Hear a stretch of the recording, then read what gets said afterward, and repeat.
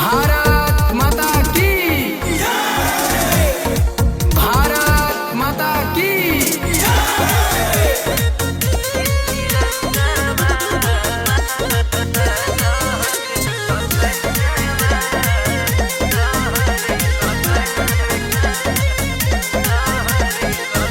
देखा तीन कलर के झंडा कर आइली दर्शन गंगा।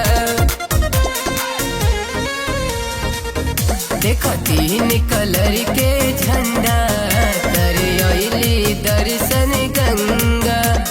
सात कलर के रंगोली में नाम लिखेली मगन में। सात कलर के रंगोली में नाम लिखेली मगन में।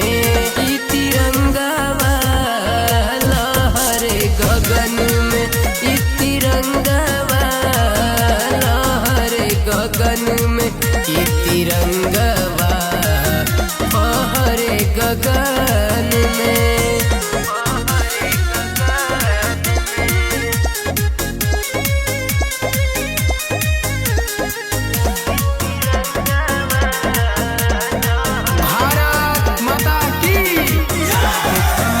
सुहाना हो कोयल गाए गाना हो।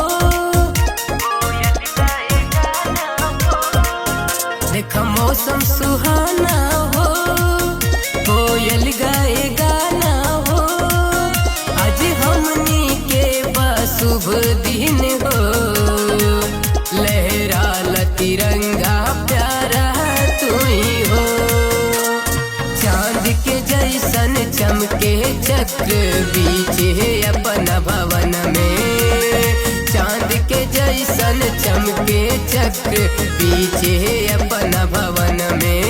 भवन में ई तिरंगा लहरे गगन में, ई तिरंगा लहरे गगन में, ई तिरंगा लहरे गगन में।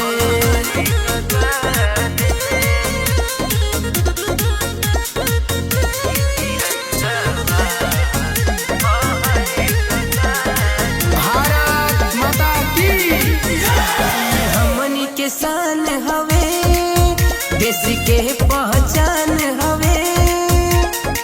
भारत माता की, हमनी के शान हवे, देश के पहचान हवे। हवे वीरवन के सम्मान हो। वीर कहाले देशवा के अभिमान हो। अजय प्रदीप शीश झुकावे भारत माँ के शरण में। अजय प्रदीप शीश झुकावे भारत माँ के शरण में। ये शरण में ई तिरंगा लहरे गगन में, ई तिरंगा लहरे गगन में, ई तिरंगा लहरे गगन में। भारत माता की।